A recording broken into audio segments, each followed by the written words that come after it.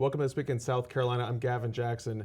This week we take a broader look at global issues with a focus on Europe and the Ukraine war with Eleanor Beardsley, NPR Paris correspondent, who is here in town. And Eleanor, welcome to the show. Thank you, Gavin. So you are here in town. We're going to talk about global affairs, all the rough stuff going on in the world right now. But first, I want to let people know who you are and why we have you on the show. It's because you are a distinguished alumni at the University of South Carolina Darla-Moore School of Business. You're getting an award for that, which is what brought you back to your hometown of Columbia this week. So welcome back home. Thank you. I want to let people know that you've received your master's in international business back in 1991.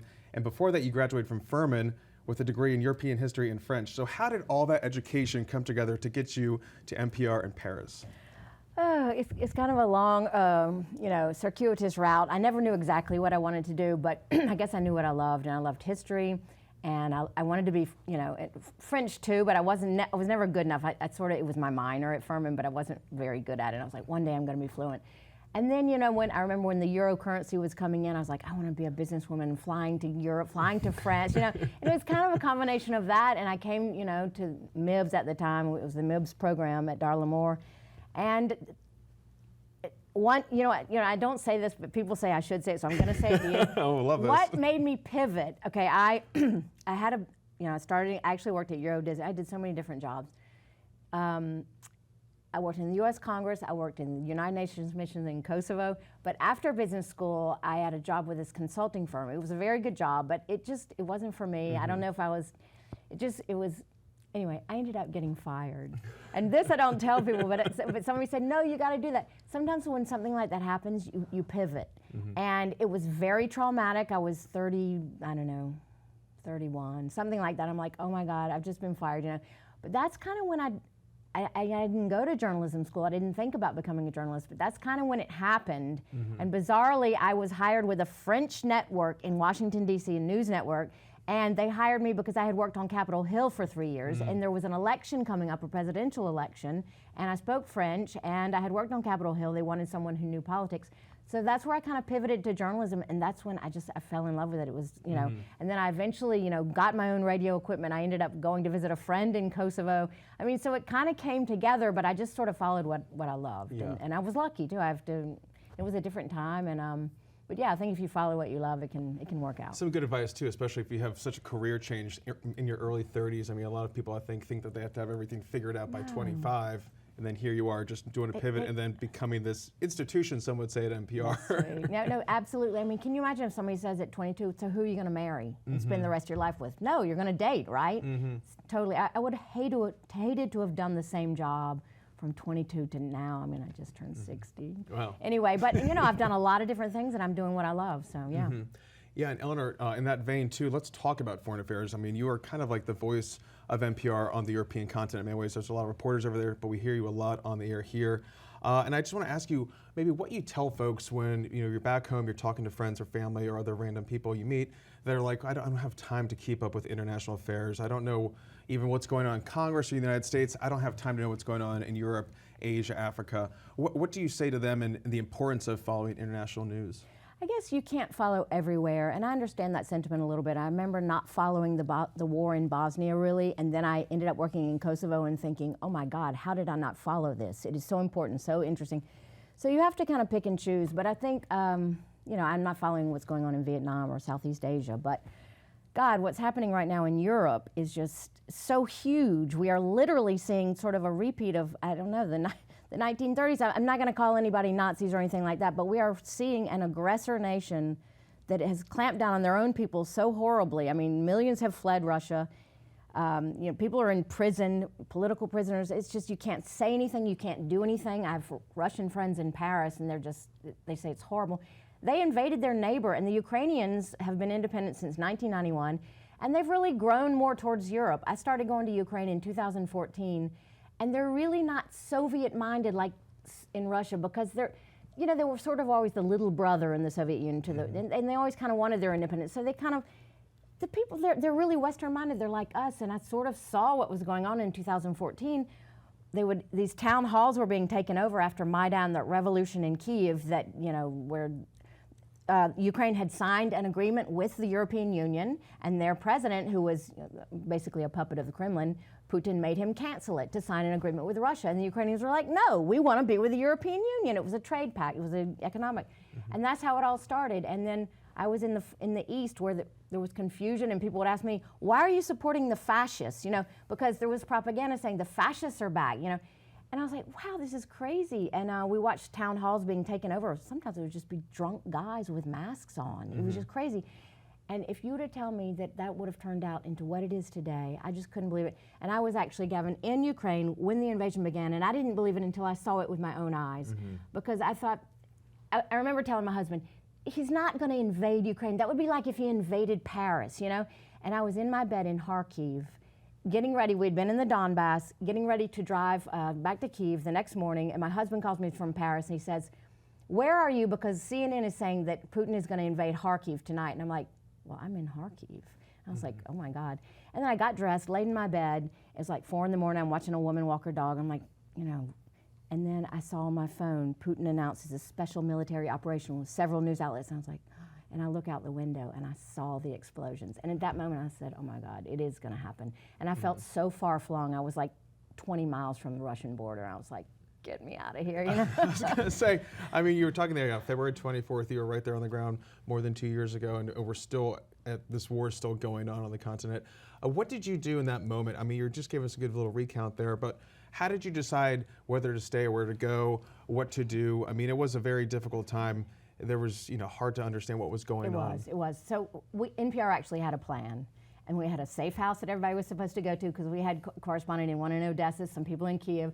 And I remember the whole time they're putting it together, because I'd been in January. Nobody in Ukraine believed it would happen. You know, and then I came back in February, and I was thinking, why are they making all these plans? They had cars. So we had a plan, and it was that everyone would go to this safe house in the West. So we actually fled, and I remember we traveled with a security guy, and he was like, we need to get in the basement. And I'm thinking of all the pictures in my phone of this Lenin statue that was like in the mud that I'm like, what if the Russians see my phone? And I was just like freaking You're out. thinking about everything. Yeah, I really was. And we hadn't slept much. I'm like, no, let's get out of here. You know, that's his call. But before the highways fill up, and we did, and that's exactly what happened. We spent the whole day driving west, and the highways were filling up. People were just like in an absolute state of shock. I remember we'd go through little towns, and people are out in front of the town hall like signing up for the military. They were just stunned that this was happening. They were incensed. They couldn't believe it. But it was hard to know what was going on. And it was that first video of Volodymyr Zelensky when he said, I'm here, you know, he said, the defense minister's here, the something minister's here, I'm here, we're here, we're not leaving. And I think that made people go, whoa, we're gonna stand up. And then you started hearing about what was happening, because I remember that first day thinking, what is the Ukrainian army doing? What's going on? You just had no way to know. But then you sort of saw that they were doing stuff. They were defending, and Zelensky was not leaving, and it was huge. So, and then I've come back many times, and now, of course, we have people there. We have a bureau there. We go to the east, but that day we had a plan, so we fled. I know, it's almost surprising to see how Russia kind of fell apart in those early days, and it didn't happen as quickly as everyone thought it was going to be, and then they fought back, and then we're in this somewhat of a stalemate, it seems like right now, and Russia's making more incursions. There's a little bit of a morale drain there going on. We can talk about what Congress is doing right now, but since you're in France, I want to bring up a point that I saw in a Wall Street Journal article talking about the French Prime Minister Emmanuel Macron, who's become tougher on presidents. He's become tougher on this. Yes. And he said, what's at play in Ukraine? A war that's existential for Europe and for France. Because if Russia were to win, the lives of the French would change. We will no longer have security in Europe. So is he getting on more solid war footing here? What are the fears right now on the continent? Well, absolutely, because it's the truth. Because people do realize now in France, and actually, I think it's not a stalemate right now. Russia is making gains right now because Ukrainians they fire one shell for every 10 that the Russians fire. They cannot defend themselves, and the lines are going to move if we don't get that aid through. The Russians are just going to come. And I've seen the places the Russians occupied. I've seen the mass graves. I've seen the torture rooms. I mean, we would just be leaving those Western-minded populations. So Macron realizes this. A lot of people in Europe realize this. The British and the French recently approved last summer these cruise missiles, Scalp and Storm Shadow. And that is why Ukraine is now exporting their grain in the Black Sea. Nobody talks about it anymore, because guess what? They cleared out the Russian Navy from the Western Black Sea, and they're exporting their grain. And so, Germany needs to give these Taurus missiles. I think they'll give them, but I don't know when. And so it's actually very, very grave right now, and Macron, I think, realizes that. And they have news shows devoted to Ukraine that run like, I mean, soap operas every night. They're getting huge ratings. I mean, deep coverage. People from, former Kremlin, KGB agents to all these experts, and they just dissect that war, and people are really watching it so much closer there, because actually, if Russia does prevail, they may not invade a NATO nation. I personally don't think they would. But they'll come right into Moldova in a heartbeat. That's right next to Odessa. Putin wants Odessa. For him, that's a Russian city. There is no doubt in my mind that they will come as far as they possibly can and be right up on the EU border. Vladimir Putin on the border of the EU, the Putin regime is it's such a dictatorship that, and well, I've already said it, people are in prison, people are killed. I mean, look at Alexei Navalny, look at that, what happened. I don't know if you've seen that documentary on him made by CNN. It's brilliant. I watched it after he was gone, and I just felt so desolate seeing that. Yeah, I was going to say, we were talking about that 20 Days in Mariupol, And winning the Oscar for the documentary, PBS Frontline, Associated Press photographers, those 20 days of they really got those images out, the bombing of that maternity ward, all these moments from the start up until they had to evacuate for their own safety because they were being hunted by the Russians. It's just something to watch and to really see and to remind yourselves of just what war is, because I think it's so hard to really understand it, because we see one photo, we see two things, and then it's okay, back to whatever's on the news. I'm just wondering what it's like in Europe too, and what they think of Americans' stance on the war. Obviously, we're not watching the coverage like y'all are, but what's the read over there? I think they're shocked. I mean, I had a message from a Ukrainian friend the other day. He said, I don't understand why the U.S. talks about being behind democracy when we're the country fighting for democratic values. And they don't understand. The Ukrainians they don't understand it at all.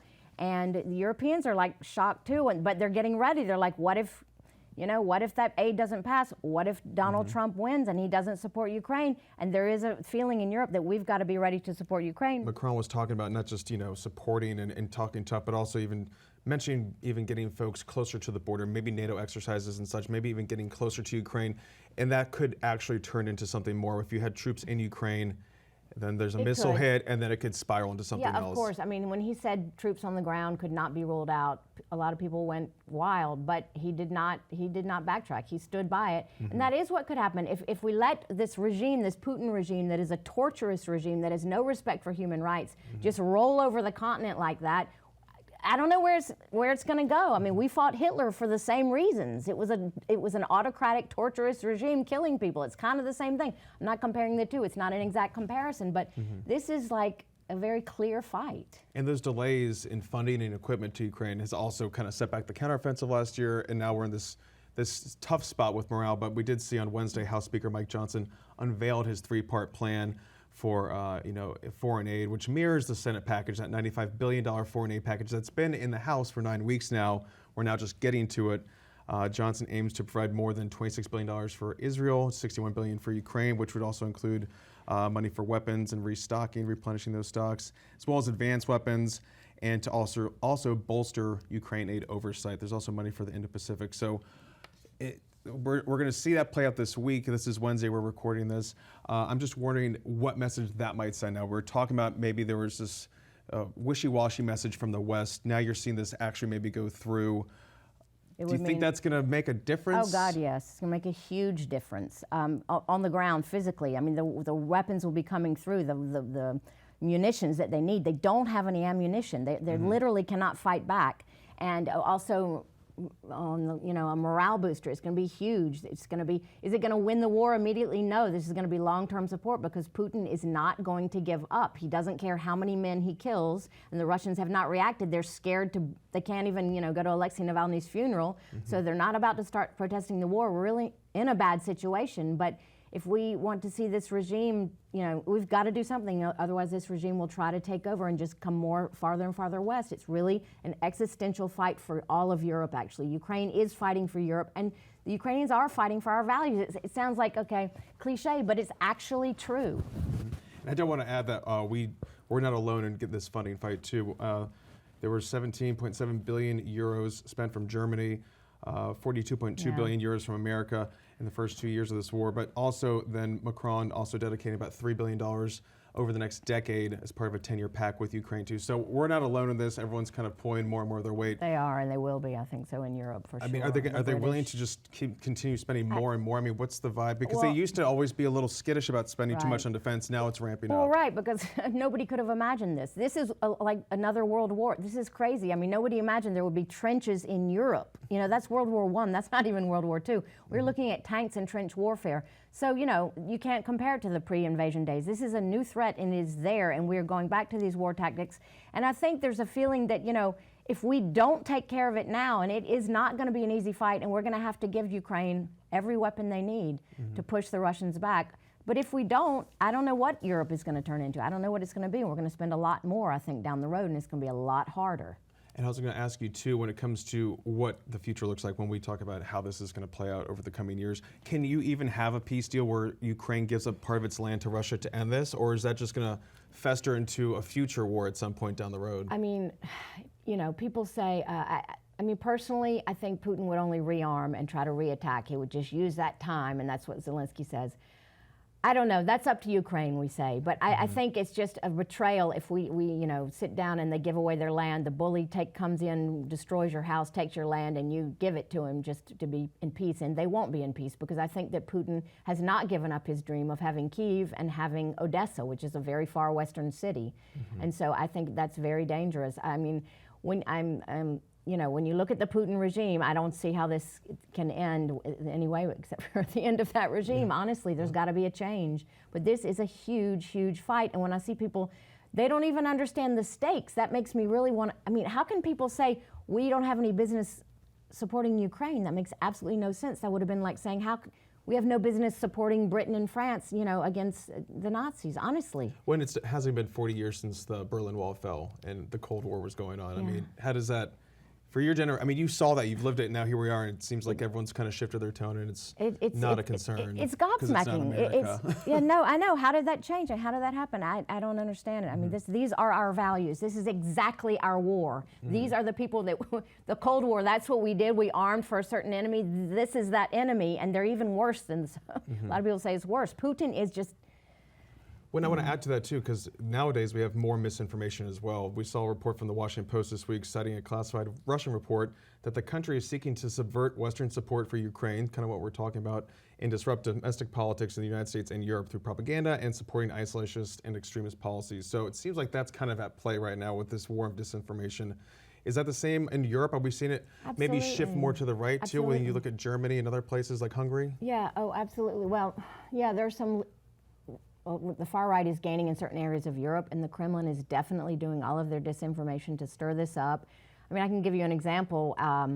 After the October 7th attack of Hamas on Israel, some Jewish stars were found all over Paris, like drawn on doors, and everybody was like, "Oh my God!" You know, it just smacked of like, you know, fascism, World War II. But you know what it was? They found I met with a guy with a domestic intelligence guy, and they found a huge surge from this one site, a Russian site.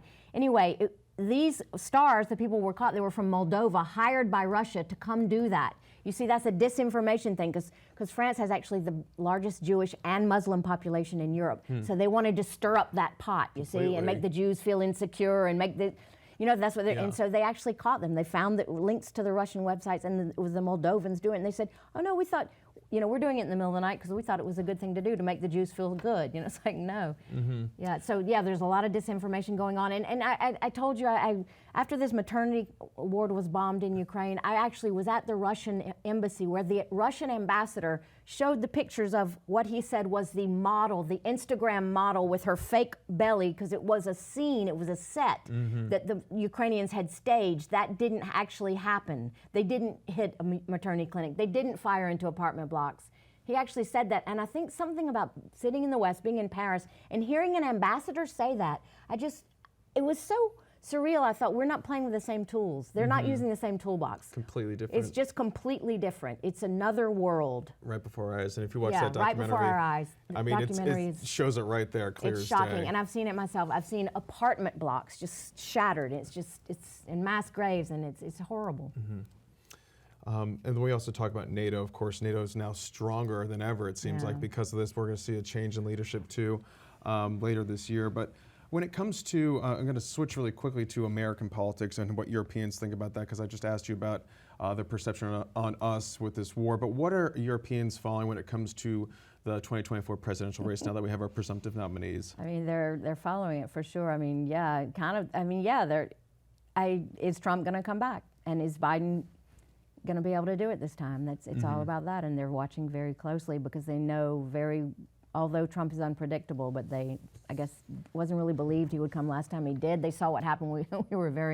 There's a lot of friction between the U.S. and Europe, so they're ready for that. I think Europe is getting ready for that. Are they ready? No, probably not, but they're trying to get ready. NATO's getting ready. France is getting ready. They're trying to take on more responsibility. They're trying to realize that we've got to be able to do things on our own because we may not be able to count on the U.S. in the same way that they do with the Biden administration. So does that make Europe stronger in a sense where they have to be a little bit more independent, but they still need the United States in many ways? I feel like, the world, I mean, look at China, look at all these illiberal places. Europe and America need to be together. I mean, yes, it's great if Europe gets stronger. I mean, France has always wanted Europe to have its own defense, and maybe they should build that more, but and maybe it took this to make them wake up. But I feel like the transatlantic relationship, Europe and America need to stick together against, or just to defend our values, really, of democracy. I mean, look at China with more than 1 billion people, and you can't go on the internet, you can't do it. It's not a free place. I mean, they want to change the world order. Putin doesn't want the U.S. to have as big a role. They want to be able to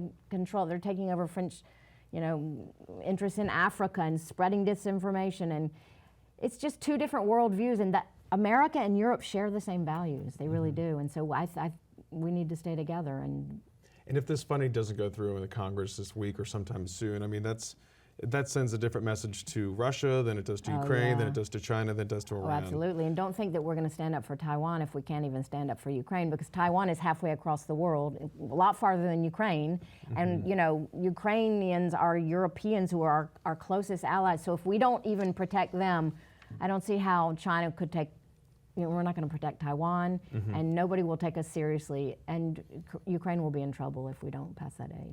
Are you optimistic in any way? I am optimistic. I think it's going to pass because I just feel like, how could it not? How can we let them fall like that? And I've been listening to Speaker Johnson, and he's saying that it's important.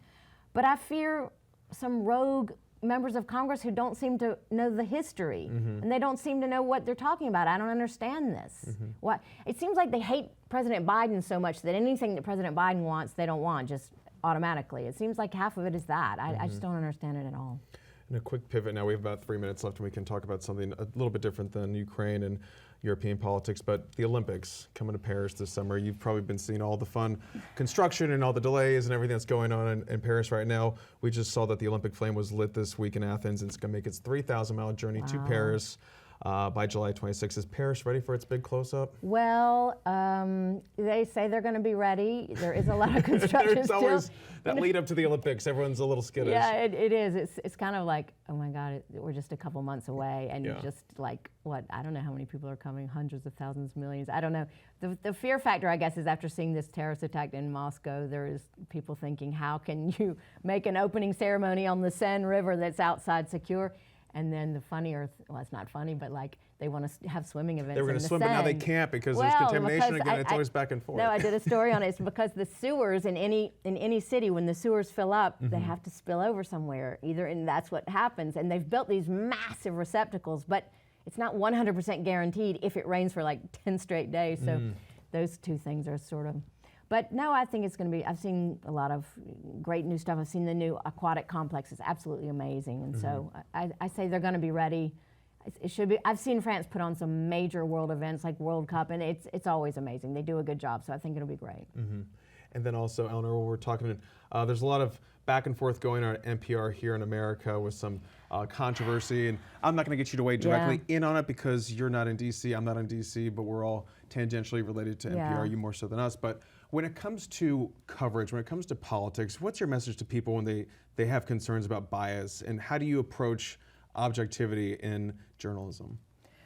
Oh, that's a big question, Gavin. Well, I honestly, it makes me sad. It makes me sad to see people think that like you could not. Being on the foreign desk, I know that we're Americans abroad, and we are absolutely not partisan at all. I mean, I'm bringing you France. I'm not thinking about American politics. All of us abroad are doing that. And I just think you just have to look at each issue, and you have to get both sides, and you have to bring all the facts forward. And I think that NPR journalists do that.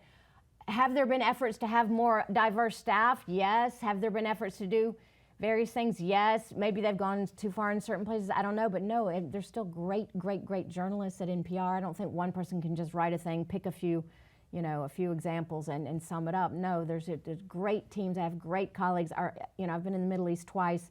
The coverage we're doing there is huge and phenomenal by people of all angles, Muslims, Jews. I mean, we're really trying to get everything, and it's not easy because the flack you get from communities in the U.S. You covered this, you covered that. I'm not listening to you anymore. Blah blah blah. You have to do it though, and it's not easy. And so I think NPR is doing a great job. Could we discuss things to do better or to do differently? Of course, but no, we're really good, hardworking journalists who are trying to cover. And you just look at a subject and go, you change your mind when you go report on it. I have an idea in my mind when I go out and report, and sometimes I completely change my mind depending on what I see. But you got to stay open-minded. But I think if you're curious and you're a journalist, you will stay open-minded and you will look at all sides. And I think most people, all people, I would say, at NPR are doing that. So yeah, there can be criticisms, but you can't just it's not a blanket approach, Exactly. Well said, and I would definitely echo that here at South Carolina Public Radio and ETV. So that's NPR Paris correspondent Eleanor Beardsley. Thank you so much for joining us. It was really fun. Thank you, Gavin. And you can stay up to date with the latest news throughout the week by checking out the South Carolina Lead. That's a podcast that I host on Tuesdays and Saturdays that you can find on southcarolinapublicradio.org or wherever you find podcasts. For South Carolina ETV, I'm Gavin Jackson. Be well, South Carolina.